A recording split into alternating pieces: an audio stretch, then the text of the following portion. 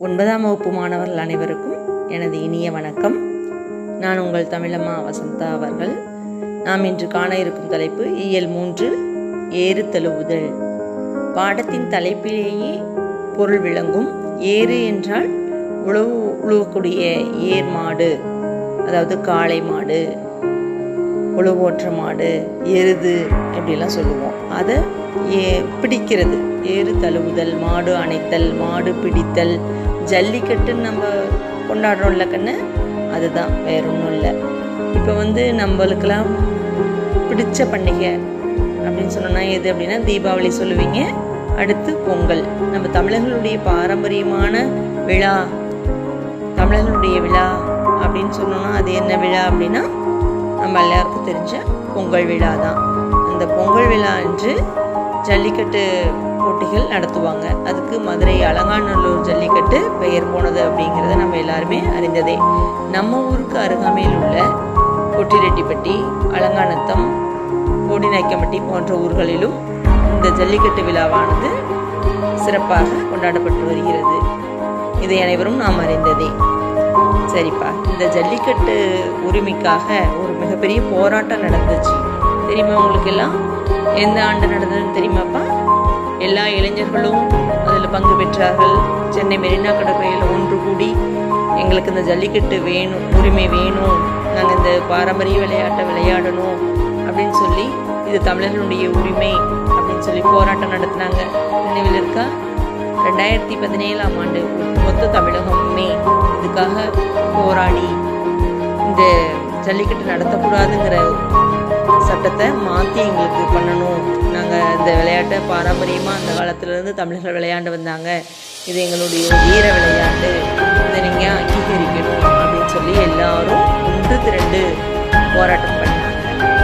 Torch லைட்லாம் அடிச்சுட்டு சென்னை மெரினா கடற்கரையில் போராட்டம் பண்ணதுலாம் நினைவில் இருக்கலாம். நீங்களாம் கூட மனித சங்கிலி பள்ளியின் மூலமாக அந்தந்த ஊரில் பதாகைகள் ஏந்தி நம்மளும் இந்த போராட்டத்தில் கூட கலந்துருப்போம் அப்படின்னு நினைக்கிறேன். சரிப்பா, நம்ம இப்போ வகுப்புக்கு வருவோம். அந்த ஏறுதழுவலை பற்றி தான் நம்மளுக்கு இந்த பாடம். அதில் என்னென்ன இல்லை தலைப்புகளை நம்ம பார்க்க போகிறோம் அப்படின்னா, இலக்கியங்களில் ஏறுதழுவுதல். அந்த காலத்தில் தமிழ் மொழியில் இருக்கக்கூடிய இலக்கியங்கள், சங்க இலக்கியங்களான 10 பாட்டு 8 தொகை, அந்த நூல்களில் இந்த ஏறுதழுவலை பற்றி குறிப்பிட்டிருக்காங்க. அப்போ இது எவ்வளோ பழமையானது, எவ்வளோ தொன்மையானது அப்படிங்கிறத நம்ம அறிய முடியும். அடுத்தது தொல் சான்றுகள். இப்போ கீழ்டியிலாம் அகழாய்வுலாம் தோண்டிட்டு இருக்காங்க. சிந்து சமவெளி, ஹரப்பா, மொஹஞ்சதாரோ நாகரிகம், அதெல்லாம் நீங்கள் கேள்விப்பட்டிருப்பீங்க. அதுபோல் இந்த ஏறுதழுவுதல் ஆனது எந்தெந்த ஒரு நமக்கு அருகாமை உள்ள சேலம் மாவட்டத்தில் கூட இதற்கான சான்றுகள்லாம் இருக்குது. நடுகற்கள்லாம் நட்டிருக்காங்க. அடுத்தது இந்த தமிழர்களுடைய ஏறுதழுவுதலானது இது நம் மண்ணினுடைய ஒரு பண்பாட்டு அடையாளம் அப்படிங்கிறதையும் கொடுத்துருக்காங்க. அடுத்தது இந்த ஏறுதழுவலும் தமிழருடைய அறமும் அப்படிங்கிற தலைப்புலையும் கொடுத்துருக்காங்க. சரிப்பா, நுழையும் முன் வீரத்திற்கும் விளைச்சலுக்கும் செழிப்பிற்கும் செல்வத்திற்கும் தமிழர்களால் அடையாளப்படுத்தப்படுபவை மாடுகள். முல்லை மற்றும் மருத நிலங்களில், முல்லை மற்றும் மருத நிலங்கள்லாம் பண்டைய காலத்தில் தமிழர்கள் மண் 5 வகையாக பிரிச்சிருந்தாங்க.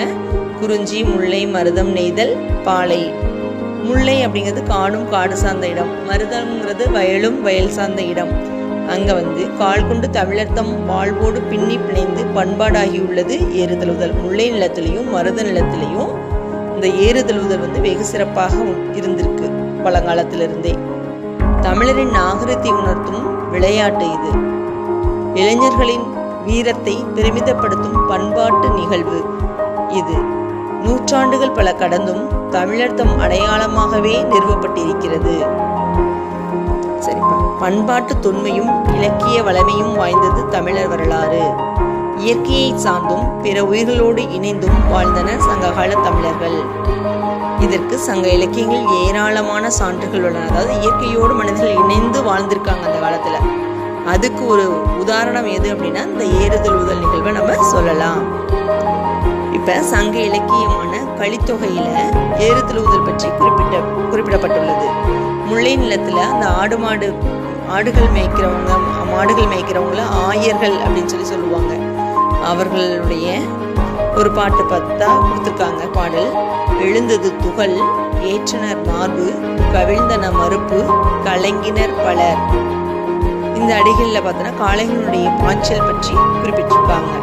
மறுப்பு அப்படின்னா அந்த மாட்டோட கொம்பு அப்படின்னு சொல்லுவாங்க. திமிழ் பெருத்த காளைகள் பல நிலத்திலிருந்து நீரை கொண்டு வருபவை போல் நிலத்தை முட்டின, சில நிலத்தை நொறுக்கின, சில தம்முன் முரண்பட்டு ஒன்றோடொன்று எதிர்த்து கொண்டன, சில மண்டியிட்டு பாய்ந்தன. இந்த காளைகள் மிடுக்குடனும் வீரத்துடனும் போருக்கு செல்லும் மருதநிலத்து போர் வீரர்களை நிகர்த்தனவாக இருந்தன.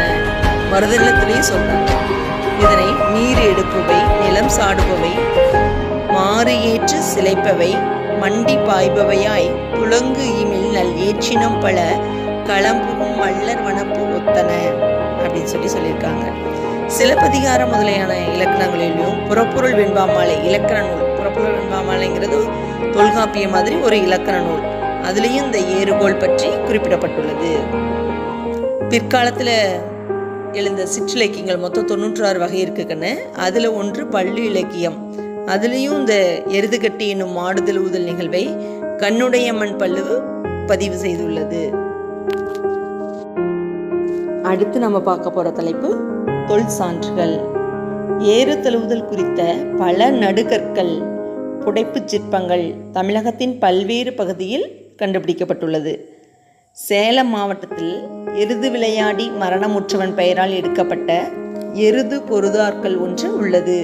கோவுரி சங்கன் கருவந்துறையிலே எருது விளையாடி பட்டான் சங்கன் மகன் பெரிய பயலு நட்டக்கல்லு என்பது அந்நடுகள் பொறிப்பு. நடுகள்னா அது ஒரு கல் நட்டு அதில் அந்த எருதோட சிலையை பொறிச்சு வச்சு, இது நம்ம மேலே இருக்க படத்தில் காட்டுறாங்க பாருங்க, அதில் பார்த்தீங்கன்னாவே உங்களுக்கு புரியும். அந்த நடுகளில் ஞாபகமாக நட்டு வைப்பாங்க. கருவந்துறை என்னும் ஊரில் எருதோடு போராடி இறந்து பட்டவனாகிய சங்கன் என்பவனுக்கு அவனுடைய மகன் பெரிய பயல் எடுத்த நடுகள் என்பது இந்த கல்லினுடைய பொருள். நம்ம இந்த படத்துல பார்த்தாவே உங்களுக்கு தெளிவா புரியுங்கன்னு. அடுத்து, கூரிய கொம்புகளும் சிலிர்த்த திமில்களும் கொண்ட 3 எருதுகளை பலர் கூடி விரட்டுவது போன்ற பண்டைய ஓவியம் ஒன்று நீலகிரி மாவட்டம் கோத்தகிரி அருகே உள்ள கருக்கையூரில் காணப்படுகிறது. இந்த படத்தை பார்த்தாவே உங்களுக்கு நல்லாவே தெளிவா தெரியும்னு நினைக்கிறேன். திமிழுடன் கூடிய காளை ஒன்றை ஒருவர் அடக்க முயல்வது போன்ற ஓவியம் மதுரை உசிலம்பட்டி அருகே கல்லூத்து மேட்டுப்பட்டியில் கண்டறியப்பட்டுள்ளது. தேனி மயிலாடும்பாறை அருகே சித்திரக்கல் புடவில் என்னும் இடத்தில் திமிழுடன் கூடிய காளை ஓவியம் கண்டறியப்பட்டுள்ளது. சிந்துவெளி நாகரிக வரலாற்றிலும் காளை முக்கிய பங்கு வகிக்கின்றது. இம்மக்கள் காளையை தெய்வமாக வழிபட்டதை அகழாய்வில் கிடைக்கப்பட்ட சான்றுகள் வாயிலாக நாம் அறிகிறோம்.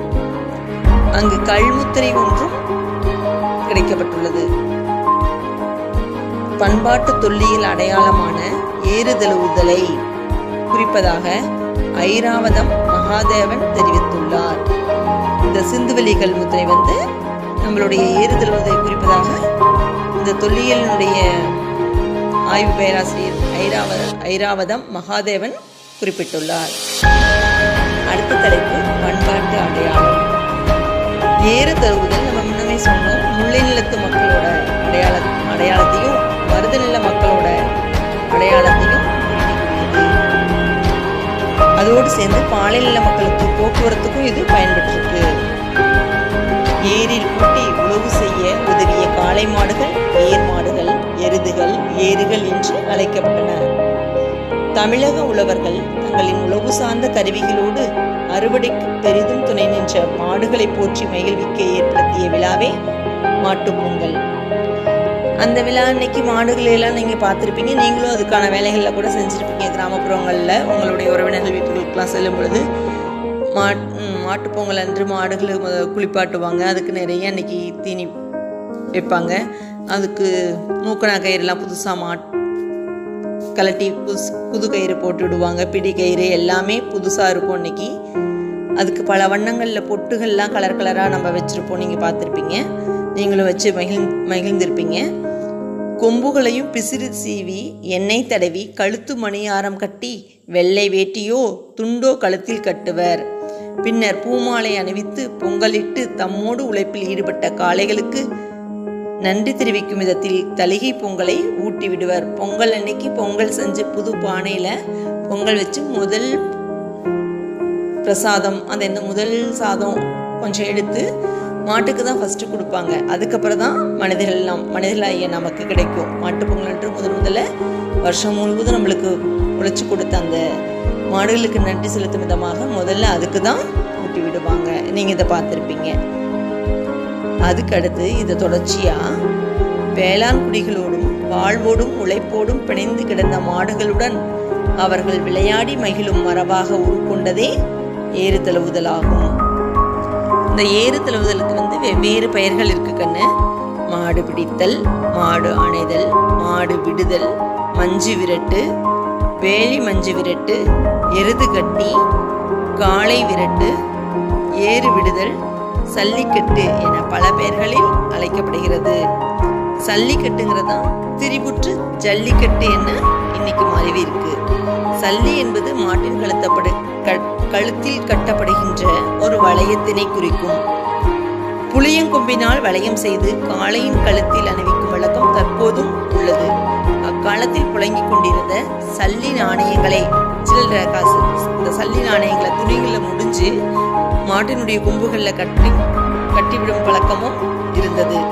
மாட்டை தழுவும் வீரருக்கு அந்த பணமுடிப்பு சொந்தமாக. அடுத்த உள்தலைப்பு என்னன்னா ஏறு தழுவுகளும் தமிழர் அறமும்.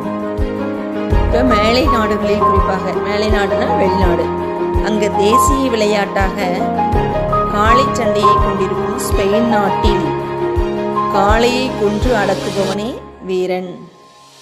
பாருங்க, நம்மளுடைய தேசிய விளையாட்டை அனைவருக்கும் தெரியும் நினைக்கிறேன், ஹாக்கி இல்லையா? அது மாதிரி ஸ்பெயின் நாட்டில் தேசிய விளையாட்டு என்னன்னா இந்த காளையை அடக்குதல், ஏறு தழுவுதல் தான். அங்கே என்ன அப்படின்னா இந்த விளையாட்டில் ஆயுதங்களை பயன்படுத்துவதும் உண்டு.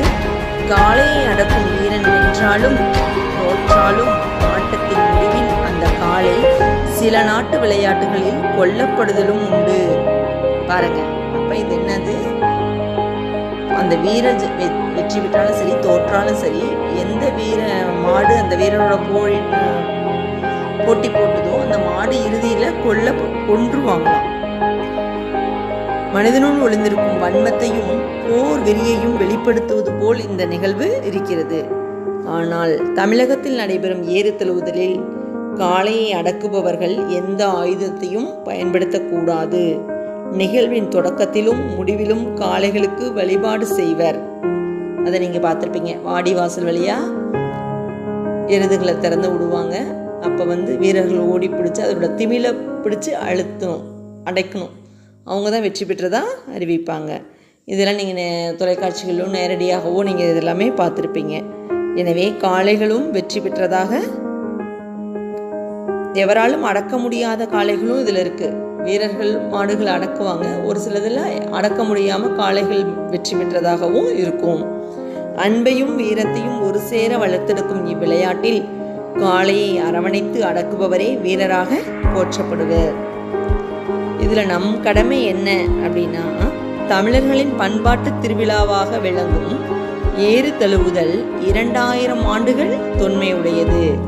பண்டைய வீர உணர்வை நினைவூட்டும் ஏறு தழுவுதல் விலங்குகளை முன்னிலைப்படுத்தும் வழிபாட்டையும் இயற்கை வேளாண்மையையும் வலியுறுத்தும் பண்பாட்டு குறியீடு ஆகும். நம் முன்னோரின் இத்தகைய பண்பாட்டு கூறுகளை பேணி காப்பது நம் ஒவ்வொருவரின் தலையாய கடமையும் ஆகும். இப்போ இலக்கியங்களில் காட்டும் கற்பவை கற்ற பெண் இந்த பாடத்தை பார்த்துட்டு இதில் என்னென்ன நம்ம பார்த்தோம் அப்படின்னா, இலக்கியங்களில் ஏறு தழுவுதல் எப்படி இருந்துச்சு, தொல் சான்றுகள் என்னென்ன, அப்புறம் இது பண்பாட்டு அடையாளம், நம்ம தமிழக மண்ணினுடைய பண்பாட்டு அடையாளம். இதில் என்ன அறம், ஏறு தழுவுதலும் அதனுடைய தமிழர்களுடைய அறத்தையும் பற்றி நம்ம பார்த்தோம். ஏன்னா இங்கே மாடுகளுக்கு உரிய அங்கீகாரத்தை நம்ம கொடுக்குறோம். நம்மளுடைய அன்பையும் வீரத்தையும் ஒரு சேர காட்டுறோம். இங்கே மாடுகள்லாம் கொல்லப்படுவதில்லை. மேலை நாடுகளில் கொல்றாங்க. இங்கே நம்ம அந்த வேலைகளை செய்யறதில்லை. சரிக்கண்ணே, இந்த பாடப்பகுதியில் கற்பவை கற்ற பின்னில் என்ன நம்ம பார்க்க போகிறோம் அப்படின்னா, இலக்கியங்கள் காட்டும் ஏறு தழுவுதல் காட்சிகளை உங்கள் பகுதியில் நடைபெற்ற ஏறு விளையாடும் விளையாட்டு நிகழ்வுடன் ஒப்பிட்டு ஒரு ஓவியமாக வரையலாம். ஓவியத்திறனுடைய மாணவர்கள் அதை ஒரு ஓவியமாக வரையலாம். அத்திறன் இல்லாத மாணவர்கள் கட்டுரை வடிவத்திலையும் கொடுக்கலாம். இரண்டையும் ஒப்பீடு செஞ்சு எழுதலாம். அடுத்து, உங்கள் ஊரில் நடைபெறக்கூடிய பொங்கல் விழா நடைபெறுகிறது. அங்கு விளையாட்டு போட்டிகள் நிறைய வச்சுருப்பாங்க. சாக்கு ஓட்டம், தவளை ஓட்டம், குட்டையில் தண்ணீர் நிரம்புதல், இசை நாற்காலி, இது மாதிரி நிறைய போட்டிகள்லாம் நடக்கும். கயிறு இழுத்தல், வழுக்கு மரம் ஏறுதல், இதெல்லாம் இருக்கும் இல்லையா? அந்த போட்டிகள் எல்லாம் எப்படி வர்ணனை செய்வீங்க? நீங்கள் அந்த போட்டியை நடத்துகிறீங்க, அதுக்கு எப்படி வர்ணனை செய்வீங்க அப்படிங்கிறத தொகுப்பாக ஒரு நீங்கள் எழுதி வைக்கலாம். ஒரு 2 பக்க அளவில் ஒரு தொகுப்புரையை நீங்கள் இதுக்கு எழுதி வைக்கலாம். அடுத்தது, நீங்கள் ஏறுதழுதல் நிகழ்வில் பங்கேற்க விரும்புகிறீங்களா? 3வது கேள்வி என்ன அப்படின்னா, நீங்கள் ஏறுதழுவில் பங்கேற்க விரும்புகிறீங்களா?